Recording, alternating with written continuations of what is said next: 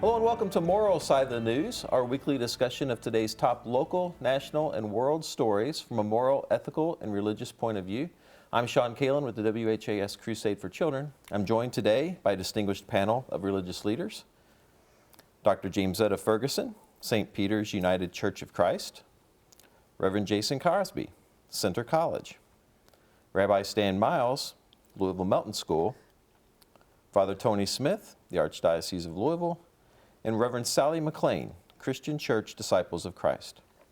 The federal oversight of LMPD is now official as Louisville signs a consent decree with the Department of Justice. A milestone years in the making, the federal reform agreement that'll guide LMPD's policies and procedures is finished. But Police Chief Paul Humphrey, who's been at the negotiating table for months, drawing a clear line, saying the ball is in LMPD's court. We have this agreement as a guiding document. This is our city. This is our department. The Department of Justice is not making decisions for the city of Louisville or LMPD. We are. Louisville Mayor Craig Greenberg calling this consent decree unique, unlike any other across the country, and cheaper. The price tag for right now, a max of $3 million over the course of 2 years. Greenberg predicting compliance with the required reforms in 5 years or less. Under this decree, there will be no moving the goalposts.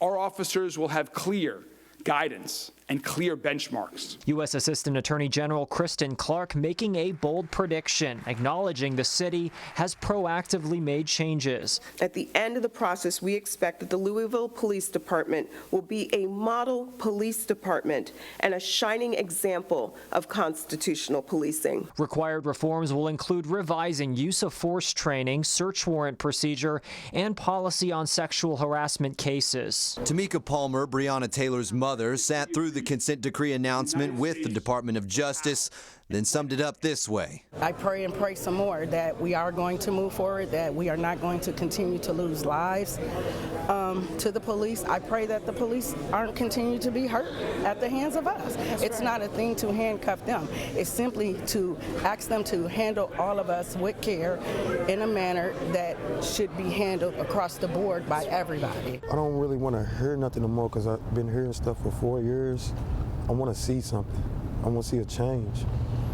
I want to see the police and the community come together, all right here. They do come together at the Bishop's table every Friday at Gospel Missionary Church, but organizer Bishop Dennis Lyons still worries. It's a day of rejoicing, but also it's a day of questioning. He questions why the community did not have a seat at the Department of Justice negotiation table, and so do Metro Council Republicans. In a statement, they showed frustration over the closed-door negotiations, also writing, quote, "We are concerned. If Mayor Greenberg decided to push this through prior to the changing of administrations, that was a colossal mistake." So panel, I turn it over to you. Many seem very happy with the outcome, but there are a few that are not happy about it.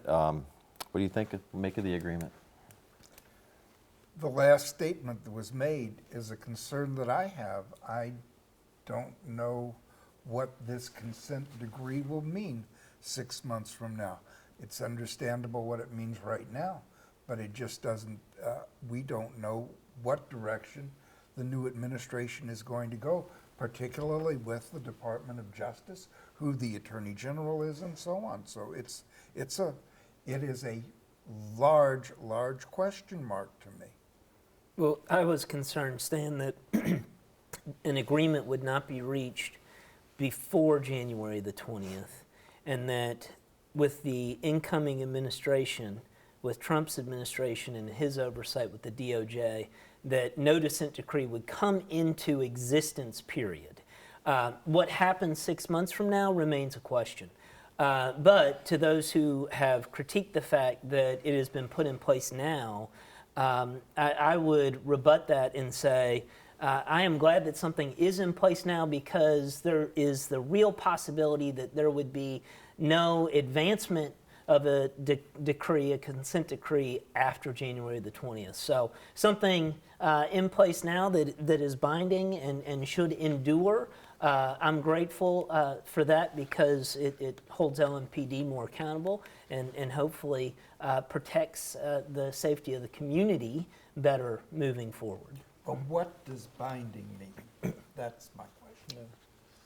Well, I think whether or not the administration, federal administration, Trump administration, however you want to say it, interferes or changes, is in one sense beside the point. I would say what I've heard here and what I've read in regards to the decision, I would always say from their lips to God's ears. It would be nice if we could do this, as you say, right now. But my concern is, even in the midst of all that possible federal change, I don't see, given human history and other cities who have undergone this, to say that this will not change, whatever. It will change. It has to change because we change. And so I'm glad to see that they're beginning to work on this. I would hope that they would do as much as possible. And even if the federal government were to come by and say, that this cannot hold true or they deny this, it doesn't mean that the city and our police force cannot get together and work towards the goals of this. But there's so many systemic issues Yes. with this. And my concern is we have this in place, but is it truly transformative? And that's the question, because so many of the cities, as you have spoken about, have put this in place, and it has shown that it's been short-lived. They're back to where they started, maybe not as widespread, but they're still having a lot of those issues. And so unless it's a transformative change within the community and the law enforcement, then it's going to be short-lived. I think I understood several decades ago because a friend of mine had a husband that was trying to get on with the Louisville Police Department, and that was supposed to have been one of the best in the United States. And I'm talking 30 years ago or so. Has it just disheveled since then? Was it not what it was talked about being? Because he was really anxious to get on and didn't seem to be able to ever get there, and moved out to Colorado and wound up on the police department there. Does anybody remember? Those of you who are older than I am. Why is she putting that trade? Louisville has had a good reputation on many, and the police, yes, remember when it was said to be one of the best ones. But again, my response would be, you cannot, in my understanding of psychology and development, you can't say, okay, here's what we did in 1950. We must be able to do that every decade since. We can't, because we're not the same people every decade. So it has to change. As you say, the transformative stuff has to take place, really take root before anything. Not just the police force, but anything within the community as well. We have to basically own up to, we all have to own up to our failures. And then we also own up to the responsibilities of making difference. So to your point, Jim said, I'd say you're correct on that. It's got to be that transformative. But have the police force denigrated in some form or fashion? I'd say look at any police force in the country, I would say from the 50s to the 2024, it's totally different in some places. So the culture has changed? Yeah. Oh, absolutely. Yeah, the culture has changed, and that's made a huge difference. Sally, do you mean the culture in general or the culture of the police force? Because while I don't have the same history, perhaps, as others on this panel, my sense is that policing has always come in this community and across the country at the expense or has been skirting a line at times in terms of constitutional violations that have been hopefully addressed in this dissent decree and will be moving forward. I think that one thing that's happened in recent years is that it has become more egregious or apparent the ways in which certain forms of policing violate constitutional rights. And certainly Breonna Taylor, her death, and some other high-profile instances with LMPD have brought the ways in which policing that perhaps is more traditional in the current context with social media, with cameras, with the way that information spreads now, I think some of the vestiges of policing culture can no longer persist in the larger cultural context in which we function and operate. So has policing become more military? That's one way of saying it. If you look at the, again, in the past few decades, when they received federal monies for police, what did they use it for? You know, military vehicles, military weapons, things of this nature. It can be, I think it can be argued that it's become much more militaristic. Well, and former soldiers have become police officers. Right. So I think that helped to change the culture of the police department. Correct. And the culture has changed, as you say, in general, not just with the police department, but in general. Yeah, but even with that, I mean, we're talking about the police and the community, but even within the ranks of the police department, they have their own issues with sexual harassment and racism and other things that need to be addressed as well. And so, you know, it is a culture. It's a culture within the police that needs to change as well. And so it's multiplexed, right? They need to change how they treat one another, but also how they are treating those in the community. Yeah, I think that's most any organization, and even in the church. Absolutely. I think we've seen this in our denominations. Point of fact, the position of women in many of our faith communities. Over the past half century, it has changed incredibly. It's changed some. I'm not sure it's changed a lot. I think the church still supports the patriarchal culture. Yeah. And I would agree with you. I attended the nonviolence conference on Monday, and one of the breakout sessions was on how faith leaders or faith communities could address violence.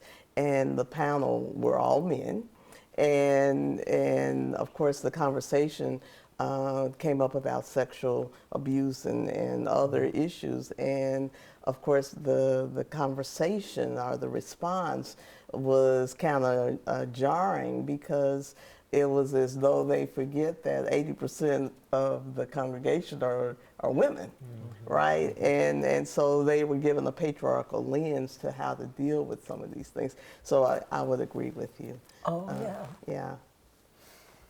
Guys. Don't disagree. Don't disagree. But as that relates to LMPD and the consent decree, I think we have seen significant demographic changes when it comes to the constituency of LMPD. There are more women in positions of leadership, majors, lieutenants, etc. More historically oppressed groups are represented in positions of leadership. That's a cultural change that is taking place within the department. But I think even with some of those positive cultural changes, if the overarching ideology of policing is militaristic, is confrontational, has drifted from what perhaps historically was more community-based and relationship-based policing, it undermines the demographic diversification within the force itself. And I think something that's happened across the nation is fear. So much is fear-based and fear-driven. And so responding to that fear, the police officers are having to respond to that as well.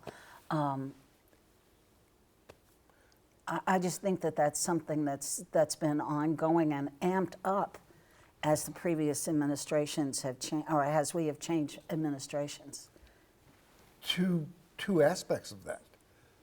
Fear. You're right, Sally. It's fear that the communities may have of the police force, and fear and apprehension that the police force have of the communities they serve. And that's a real challenge to change those perceptions so that each see themselves as co-workers within a community. Yeah, how do you cultivate both trust among individuals and institutional trust?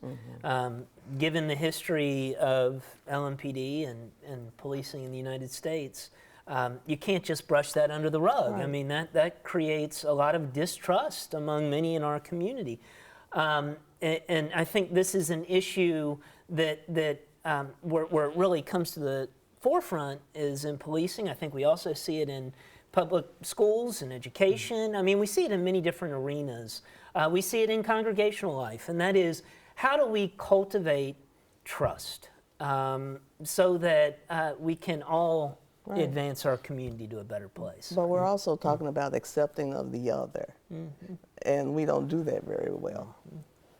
That the other is, when we say the other, that is an object of fear and derision, and that has to stop. Not only in our communities and in the law enforcement, but just in the church as well. I think it needs to happen in our language. Oh, yeah. I think if it starts with our language. No, it starts with our hearts. Well, yes, it starts with our hearts, but it's then our hearts. manifested through our language. Yes. And that needs to change.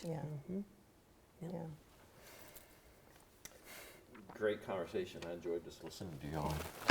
And Breonna Taylor's mom summed up your point, Stan, in the bite we just heard, where she's talking about both sides. And that's what it's all about. So thanks for the great conversation. We turn now to the story that's really gripped the nation, the latest on the drone sightings over the Northeast. Frustration's high among the public, lawmakers, local leaders over the lack of answers. This morning, more suspected drone sightings raising questions and frustration across the Northeast. We've received only minimal information, which leads me to believe that our federal government has no idea, no clue, no reliable information about these drones. On Capitol Hill, members of the House Intelligence Committee meeting for a 3-hour classified briefing with top security officials from the FBI, CIA, and other agencies. We got a lot of answers, but there's some unanswered questions. I think, quite frankly, the technology of drones has outpaced the law. Intelligence officials insist there is no reason to suspect any threat to the public. This following a series of sightings near military sites from New Jersey to Ohio to Utah.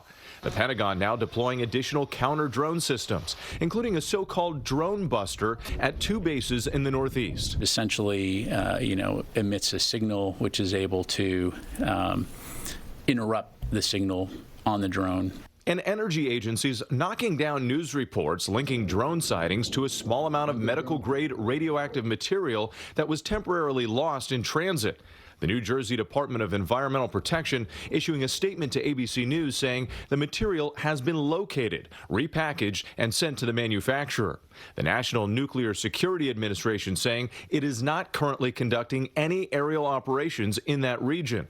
Lawmakers getting similar answers from security officials. We were assured, and we asked this question over and over and over again, they are not federal government operations to sniff radiation, gas, recovery, anything else. So Senator Blumenthal stating that our federal government has no idea, no clue, no reliable information about these drones. They call a 3-hour classified briefing by the House Intelligence Committee. What are they talking about? There's so many questions for me. There's the drone story, and then there's all the conspiracy theories out there about the drones. Someone said to me it's McDonald's and Target delivering packages at night. I just think it's just humorous to me. Right. I mean, somebody knows what's going on. I just find it not plausible that no one knows about these drones and has not, investigated, and we're just not getting the answers. Well, it's also the drones are not regulated in a sense. Someone said, "Well, you have a right to own a automobile, but to use it, You have to comply with regulations. The drones and the lasers. I mean, it's all the like, laser stuff is bad. It's like Yogi Berra of blessed memory used to say. It's deja vu all over again. It's October 30th, 1938, and we're listening to our radios, and there's H.G. Wells' War of the Worlds all of a sudden, and it just. Well, to me, it's something you see in humanity all the time. We want to know what we want to know when we want to know it. And there's a lot of stuff going on that we do not know. And in fact, it does it upset me that we say, someone says the federal government does know or should know. Well, think about I don't know if you've seen some of these. One of the broadcasts I was recently, they had a 6-foot drone in the studio to show you how big these things are, whatever. But they were saying, okay, now is this one regulated? Well, those have to be regulated. At least they cannot fly above a certain time, whatever. But I think people, they see their neighbor. I can see the neighborhood kids getting these things at Christmas. Wait till after Christmas and see how many of these things are floating around, type thing, But again, they're not that regulated. I have about 4 little drones about this big, and use them with kids in religious ed and all this stuff, believe it or not. But they're nice little things to fly around, little toys. I gave my nephews some handheld stuff, but we're not talking about that. We're talking about huge things with the lights, etc. So you're part of the problem. We all are. How could these things operate near airports? That's dangerous. Yeah, military bases. But it's fear again. I mean, people are shooting these down and are trying to shoot these down, which is kind of. Once that bullet goes up, it has to come down. If you miss it, someone else can get killed half a mile away. Well, wasn't that in our reading that they are trying to shoot them down because they're curious, they're afraid of them, they don't know what they. Here we go with fear again. Is everything out there we're supposed to be afraid of? Is that? Well, but if you notice in the materials, if you do shoot one of these down, you're subject to how many years in prison and a $250,000 fee. Oh, but we don't know what it is. Okay. Yeah. You mean like a private drone, like you gave one of your nieces or nephews? If we shoot it down, we're going to the slammer? I think my nieces and nephews already broke those things a long time ago. Okay, but I mean, there was a case, as I understand, I forget which day it was, but somebody had a drone over this guy's property, and he said, I don't want it there. And he knew who had the drone, whatever. But his neighbor said, I have the right. But he took a shotgun and blew it out of the sky, and he went to jail for it. It's against the law to do that. Well, I think one of the members of the House, representative from Illinois that we heard in the clip, touched upon something that comes to my mind with this particular instance, but we've talked about with regularity on the show, and that has to do with technology outpacing the law. Right. And I would expand that statement to say technology outpacing not only the law, but outpacing our comprehension and understanding. We don't know what is happening, and all of a sudden we have the capacity through these drones. One of your grandkids or my kids or one of us could go down to the Kentucky Exposition Center and send up a drone this afternoon, and it would be right there by the airport, and it could interfere. All of a sudden we have this power, these capabilities, these capacities, and we're not sure what to do with them. And oftentimes when situations like this arise, again, we've talked about this, I think, a lot as it pertains to social media. Oftentimes our darkest impulses or thoughts are the explanation for what might be happening. But I think a significant factor is the fact that we have these technological advances, and we haven't kept up. We don't know what to do. There's a drone. Well, of course there's a drone in the sky. Drones are everywhere. That is not surprising to me at all. I mean, did you go to Thunder over Louisville? Before the fireworks display, there were 1,000 drones moving in concert. So this is I don't know what is happening, but it doesn't surprise me that there are drones in the sky and in places where they haven't been before at this point in time. Yep. And it's a case of when in doubt, take it out, and that's a bad recipe. That's right. Yeah. And there are restrictions on drones. Like we have a drone for the station. I'm part of that crew, and you can't fly near an airport. It's geo-fenced. The drone won't even let you, unless you have permission from the FAA, you can't take off. It'll lock your controller. So there are things in place, so that's what makes this even more interesting, because military bases are geo-fenced, airports are geo-fenced, so you know, there are some we buy things. those for homes, you know, geo-fence the homes. Geo-fence the home? I don't know if you can geo-fence your home. Or do we own our airspace? No, you do not. You do not, no. That's decided already. Well, you can sell airspace. They do in New York. They sell airspace. Oh, my sister was in a church in New York where they sold the airspace so they could build a building next to it. Would take over millions of dollars they made in that. Really? Because they sell, so you can sell your airspace. Well, I'd imagine that will be a part of this conversation moving it forward. It's been a conversation in legal circles regarding what happens below ground for many, many years. And if a bunch of coal or oil is found underneath your property, you may not be able to possess that or claim a right to that. Now we're dealing with this in the air above us. Well, and you've got people our age who know very little about technology and not sure they want to keep up with technology because it's so overwhelming. So what you do is you go and get one of your children or one of your grandchildren so that they can come in and operate whatever it is that you don't know how to operate. And when you drive your car, that's a whole other thing because you're not sure you want to take your eyes off the road to find whatever it is on the screen that you're supposed to push. What's the moral side to airspace? Topic 8. Let's move on to topic 3, and we have about 2 minutes left, so we probably don't have time to get into it. But for the first time in 20 years, the start of Hanukkah falls on Christmas. It's only happened 4 times in the last century. I'll turn it over to you quickly, Stan, because Hanukkah really has nothing to do with Christmas, right? It's just an interesting fact. You know, first of all, they're both beautiful celebrations. As I understand Christianity, Christmas is the second most important holiday on the Christian liturgical calendar, Easter being the most important. Hanukkah, not so much. It's a relatively modern holiday. You won't find it in the Bible. If I had to compare Hanukkah to another celebration, I would compare Hanukkah to the 4th of July, because Hanukkah is a celebration of a war fought for the purpose of gaining the freedom to worship.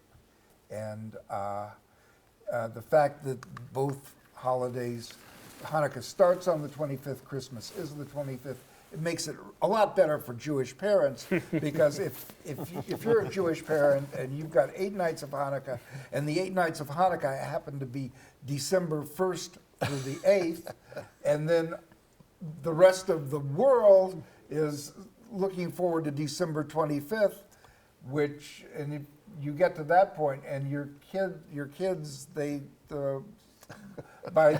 December 25th, Hanukkah is a foggy, distant memory. So it's great that it's great when we celebrate at approximately the same time. So Thank you. What does the celebration look like? It's a great one, and it starts on the 25th, but we got to wrap it up. I'm sorry, James. It's a holiday based on the concept of fried food. And oil, right? Okay. No kidding. So, happy Christmas, Merry Christmas, Happy Hanukkah, have a great rest of the holiday season. That's all of us from Moral Side on the News. Have a great week. We'll see you again next year on our new Moral Side.